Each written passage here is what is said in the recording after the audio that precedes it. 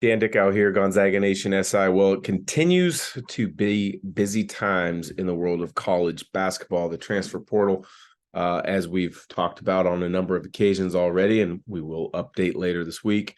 In broader terms, in general college basketball terms, has shown a tremendous amount of movement. There's been rumors on NIL about players leaving because they weren't paid or the school they were at didn't prioritize NIL and getting opportunities for players. So that's one another reason you're seeing movement in the portal besides player fit or coaches leaving or being recruited over, all those kind of things. But what I thought I'd do today is focus on a couple Gonzaga targets and why they could possibly be good fits. Two of them were actually just recently on campus. If you follow on social media, if you follow our coverage, you may have seen this. But the two players that were on campus over the past weekend, and I think are the two priorities, would be Ryan Nembhard from Creighton, younger brother of Andrew Nembhard, who obviously started his career at Florida, transferred to Gonzaga, is now in the NBA with the Indiana Pacers.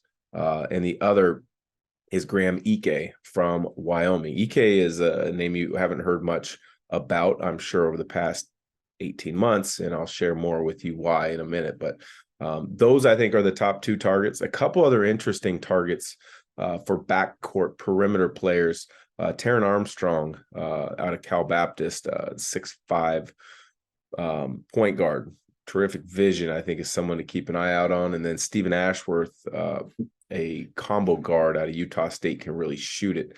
I think are definitely of interest as well. But, back to the two priorities, or the guys that I think are the two priorities. Ryan Nembhard, last year at Creighton, a really good team in the Big East, made a little bit of a run in the NCAA tournament, averaged 12 points, 4 rebounds, nearly 5 assists with a good assist to turnover ratio split, 43% from the field, 87% from the line, and about 36 from the 3-point line, where he made about a 3.5, about 1.5 threes per game. But, I don't think that shows the full story, the full picture.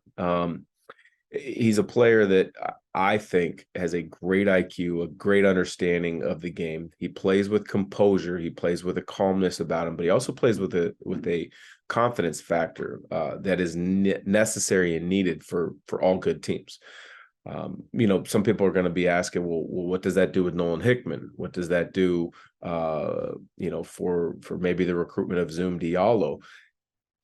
Quite frankly, I don't think it does anything. I think Nolan Hickman's got a bright future for Gonzaga. I think Gonzaga's going to continue to recruit the heck out of Zoom Diallo. But the thing is when you look at Gonzaga's best teams in the last 24 years under Dan Monson and Coach Few, they've had two primary ball handler decision makers on the floor at most times. The initial run, Quentin Hall, Matt Santangelo, myself and Blake Stepp, Josh Perkins, Nigel Williams-Goss, Kevin Pangos, David Stockton, Jalen Suggs, Andrew Nembhard. And when you look at last year's team, Nolan Hickman, ball handler, decision maker. Rajir Bolton doesn't necessarily fit into that category. Neither does Malachi Smith. Hunter Salas was beginning to grow into that.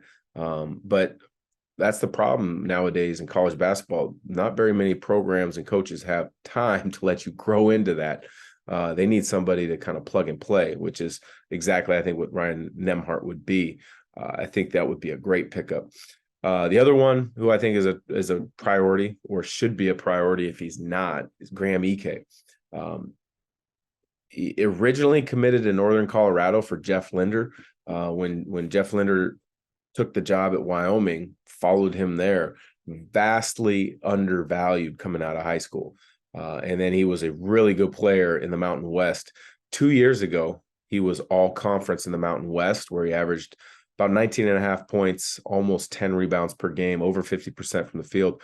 And then he was going into this past season, he was Mountain West preseason player of the year. Injured foot, missed the whole entire season. Reports are that he's healthy, and that he's quietly one of the most sought after bigs on the transfer portal market. But when you look at Graham Ike's game, big, strong, wide body, left-handed low post presence. Isn't gonna shoot it outside of 15 feet on occasion. I mean, he will make an occasional three, but that's not a big part of his game. He is a low post bruiser. I've covered him many times calling games for CBS Sports Network in the Mountain West, and he's a version of Zach Randolph where he punishes you physically. He gets deep post position. He's able to back you down. He's got spin games. He's got footwork game, not to the point of Drew Timme footwork, but he's got good footwork. He's a willing passer. He's an understanding passer of when double teams come. He's a good screener in pick and roll situations. So I think he would be great on that end of the floor. Defensively, he's not a tremendous rim protector, although he would fall in between rim protection of, say, Drew Timme and Shemet Karnowski. So meaning he's not going to block a ton of shots, but he is going to patrol the paint. He's going to be an inside presence. Defensively, I think he's good in that area, even though he doesn't block a lot of shots. The other thing would be, I remember watching him. He's able to guard in single coverage. So say Gonzaga faces a good big in the NCAA tournament, you're not going to have to double. He's going to be able to handle that defensive assignment on his own. He's also pretty good guarding and pick and roll coverages. So I think he would be a tremendous asset. He would be a tremendous get for Gonzaga if that were able to come to fruition. The other couple guys that I had mentioned, Taron Armstrong, point guard with size. I think when you look at it, great vision, shooting ability, from the clips that I've seen is to be determined, but the way players rep out their fundamental base shooting at Gonzaga, it should improve. But the biggest thing you see is the size and the vision, the passing ability, because I think he averaged nearly or around 6 assists a game. So he would be an interesting one to keep an eye on. The other would be Stephen Ashworth, Utah State. Bit undersized, 6 foot, 6'1", combo guard, but he can shoot the absolute heck out of the ball. Was top 5 in the country throughout most of the season in both 3-point makes and 3-point percentage. Not quite sure where statistically or ranking wise he finished at the end of the year, but he can shoot it off the catch. He can shoot it off of the dribble. His size doesn't deter me too much because he's a better defender than his reputation gives him. He'll climb up into you. He'll take things away. He's able to take charges. He's an older player who spent time at Utah State, kind of worked his way up, didn't play much. Then he played, then he was 6th man.